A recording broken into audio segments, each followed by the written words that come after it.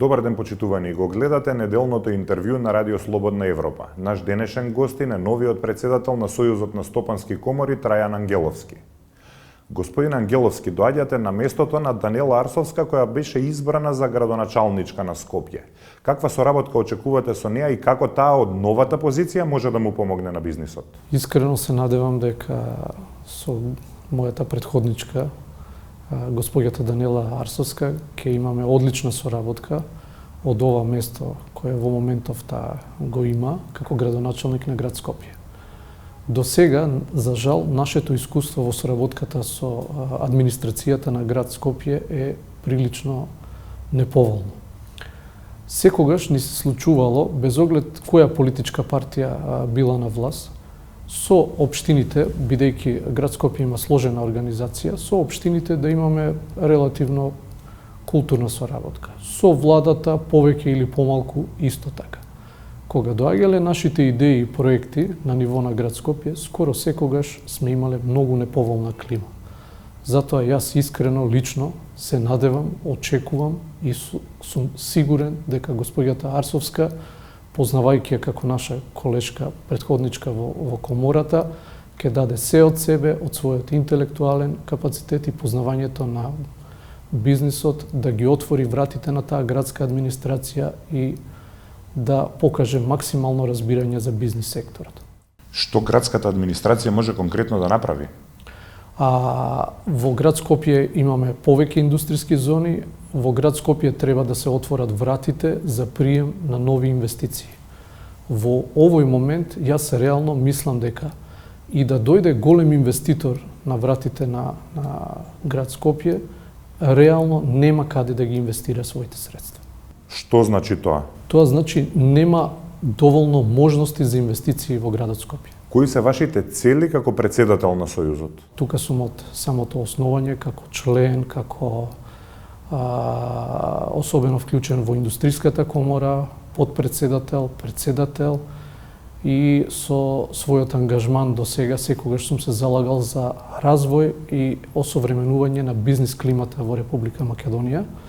По моето доаѓање, заедно со мојот тим, направивме еден концепт кој генерално ќе се движи во три правци. Одредено осовременување на нашата организацијска структура, дигитализација и првенствено проширување и зголемување на меѓународните врски и релации, особено мојата претходничка ни остави на вистина квалитетна основа на тој план. Имаме одлични односи со многу комори во светот, препознаени сме како еден од нивните квалитетни партнери во овој дел и тука планираме да вложиме максимално напори. Владата за до година проектира економски раст од 4,6%. Може ли тој раст некако да се забрза и да се доведеме во ситуација да имаме раст од над 5% повеќе години поред? Може, меѓутоа треба да се воведат три базични принципи, а тоа се реформи, број 1, број 2, инвестиции во инфраструктурата и број 3, дигитализација. Ако ги пратиме овие три базични принципи, очекувано е 5, меѓутоа можда и повеќе. Меѓутоа, за жал, до сега ние гледаме многу слаб учинок во овие неколку параметри што веќе ви ги набрев. Зошто ако е толку едноставно не го прават? Мислам дека не е тоа прашање за мене. Не знам навистина кој е нивниот мотив и зошто не го прават. Меѓутоа, веќе приметувате доколку претходно ни требаше да видиме позитивни примери и моравме да одиме во Германија, Холандија, Австрија.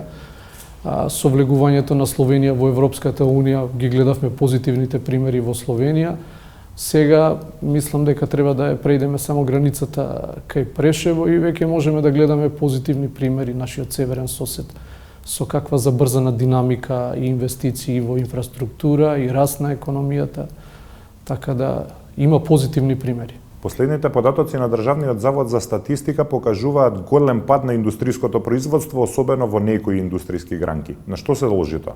Генерално на светско ниво доживуваме една голема економска криза како резултат на пандемијата, па згора на тоа, на таа пандемија се чувствуваат одредени нуспојави како прекинување на ланците на снабдување, најновата ситуација со енергентите, растот на цената на струјата и така натаму, и сите овие фактори имаат исклучително негативно влијание. Меѓутоа, пред се, мислам дека побарувачката во Европа и прекинување на ланците на снабдување си го одиграа своето, и тука информациите се сигурно до крајов на годинава индустријата ќе биде во многу неповолна ситуација.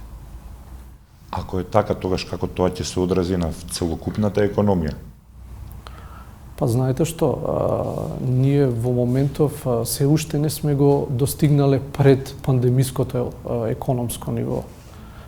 Имаше оптимистички најави дека тоа ќе се случи на пролет, па имаше оптимистички најави дека ќе се случи на лето, а последните најави се дека во 2022 ние ќе го достигнеме пред пандемиското економско ниво. Што значи дека овие неколку години што ние ги живееме во оваа пандемија, ни се едноставно време изгубено во сите овие состојби. Како високата цена на струјата ќе влијае на тоа планирано опоравување? Сите овие фактори се неповолни, за жал.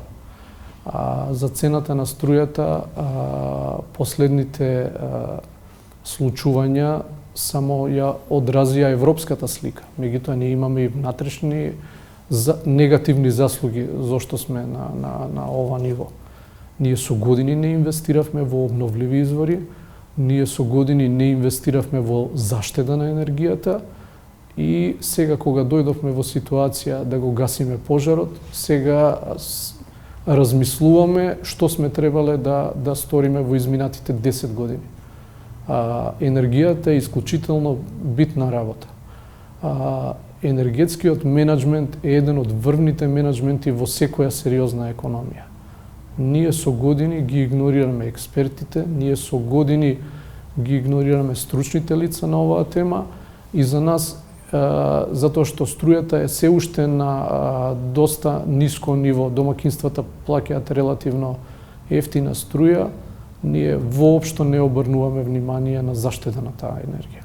Велите, ништо не е инвестирано во енергетиката 10 години, но што треба да се направи во наредните 10 години? Не во наредните 10 години, него сега веќе ние немаме време за луксузирање, да размислуваме за следните 10 години, затоа што цената ќе биде прескапа.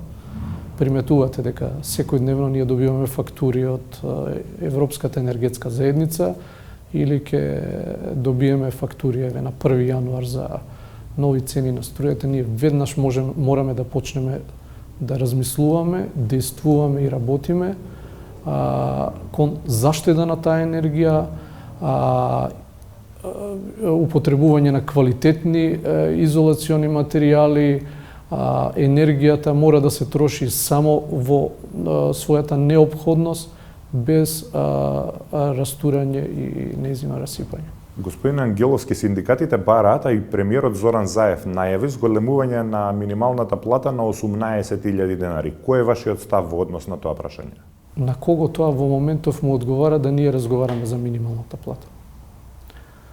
Знаете што, кога нема доволно да инвестираме во инфраструктура, кога нема економијата да испорача квалитетен економски резултат, има впечаток, ние се фаќаме за последната сламка како давеник, а тоа е минималната плата.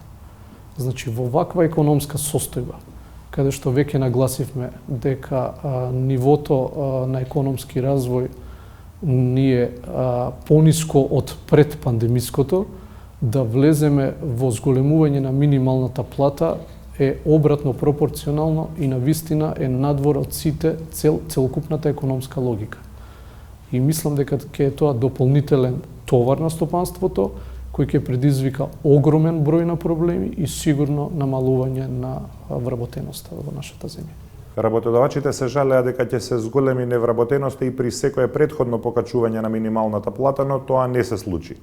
Малку е парадоксално, од една страна се противите на зголемување на минималната плата, од друга страна се жалите на недостиг на квалификувана работна сила која по поголеми плати се сели во странство.